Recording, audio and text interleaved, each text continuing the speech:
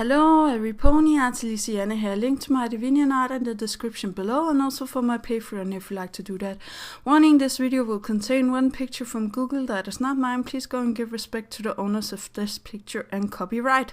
And also it's going to contain some personally stuff.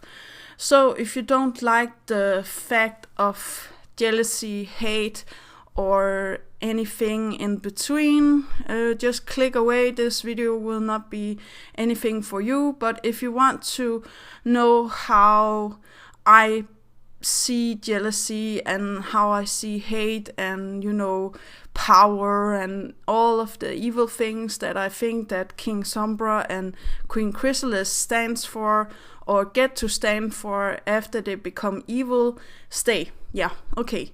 3, 2, 1. So sometimes, love go hand in hand with hate and jealousy and other bad stuff, as I'm going to go into here. Let's start with what I think chrysalis stands for, and that is jealousy. Because she feeds out of love, she takes, the love away from others. And I must say that jealousy is almost represented like that, or you feel like that if somebody else is trying to take your love away from somebody, you will become very jealous. So I do feel like she represents this. Also, she has holes in her body and other places. That means that she's flawed and, not perfect. And this could also be a representing of jealousy in the way that her appearance is not as perfect as, for example, Celestia's, and she created this image of herself because she thought she wasn't good enough for her king, or she didn't feel like she was good enough for herself, actually. I do believe that the Queen Chrysalis once was a beautiful red Pegasus or other color. Also, she could be the same color as amethysts or blue color. It doesn't matter what color she was before. I do believe that she changed her appearance after Sombra came home and was turned evil. Imagine that you were a king of the Crystal Empire and you were in love with your queen and everything was fine and you get a nice little foal and you had a family. But one day you get a visit from Celestia and everything changed from there on out because, your heart suddenly belonged to some pony else, or how to say that. It often also happens in real life, stuff like this, I know. And I know that it's very weird and complicated to understand, but I do believe in love at first sight, and I do believe that you can fall out of love and in love again. And I do believe that's very complicated, and also I feel like this can make you also feel empty and not worthy and, miserable if you have to tell your loved one that you doesn't feel that way anymore, or, that you have moved on to somebody else. Imagine your partner's reaction for this. I do believe that jealousy would have a definite effect here, and also, some hatred, maybe some rage also.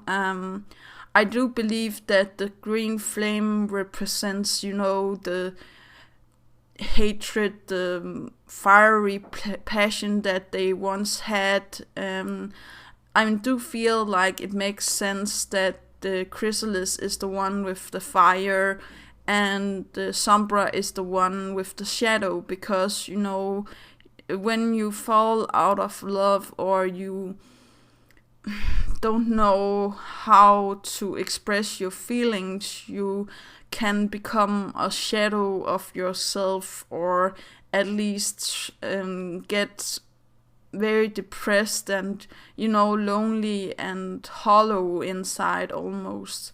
You can almost wish for, dying, or feel like you're dying even though that you're not.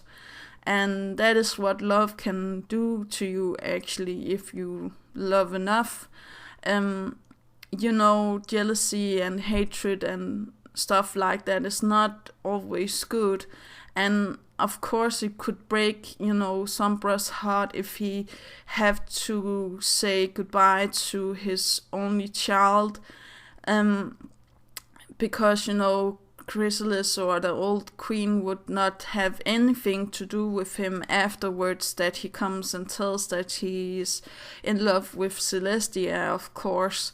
So yeah, she would actually take Cadence away from him, and that is maybe also why Sombra is so fascinated, or so just want the crystal heart so much.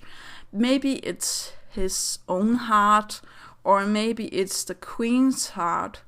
I do believe that when you become too jealous, or you become too hatredy, or not become yourself, your heart can turn into stone, or at least heartbreak can almost make it feel like your heart is turned into stone. And I do believe that there is a saying, if you have a pure heart, your heart will turn into crystal. If you have a heart of gold, your heart will become crystal when it's broken, and then it can never be broken again, or something like that. I'm not quite sure about this saying, or it's just something that I made up, but I feel like it could be a very good explanation about what happened to one of them. Also, imagine being forced to love somebody that you don't. Imagine that, King Sombra came home and told his queen this, and Cadence overheard it and made the love poison, because she doesn't want her parents to split up. She doesn't want her parents to fight over her. And what better way is there to make the love poison? And she doesn't know at this point that it's a poison, of course, like the Cutie Mark Crusaders. And she's the first Pegasus to make it. Also, I do believe that that is how she gets her cutie mark, actually, Cadence, because after she have given the love poison to the two, and King Sombra and Queen Chrysalis become in love with each other again, or the old king and queen become in love with each other again, I do believe the spell will break, or something odd would happen. So Cadence is now aware that her father can't love her mother no matter what, and maybe she tries to jump in and save her mother from King Sombra, that becomes evil because he can't get what he wants, right? So he becomes, very evil, and maybe he also came home with the Necronomicon book and had some sort of power, and trying to change the kingdom and trying to change the queen, and Cadence didn't like this and tried to jump in front of her mom, but was too late, so her mom got her heart broken, or turned into crystal, like I said, and was turned into Queen Chrysalis. Also, I do believe that King Sombra, I don't know if he has a heart anymore, but I do believe that Celestia tells that he has a blackened heart, and he's only a shadow of his former self or something. And that could actually make a lot of sense if you think about, you know, what love can do to you, and jealousy and hate and stuff like that. I'm not saying that what happened, but I do feel like, you know, you have to think about stuff like this, because it could happen to you. I know that you will never get prepared for some stuff like this, and of course love also happens in the most weird places, and often in times where you don't expect it to appear. And you can definitely quickly become jealous or in pain or in suffering if the other person doesn't feel the same way as you do. And imagine that you found somebody that you really loved and made a family, and at one point they come and tell you that they were in love with somebody else. And that also happens a lot in this time period, sad to say, but it's the truth. And you know, not all parents are good at their children. I'm so thankful for my parents and my friends and my boyfriend. I feel like I'm very lucky, and I do believe that we should think a lot more about this stuff, so we can actually teach our children this. So yeah, that's actually all for today. Do remember to take care of yourself and your loved ones. Do remember that inspiration is right around the corner, and do remember to have fun. Yeah, okay, bye.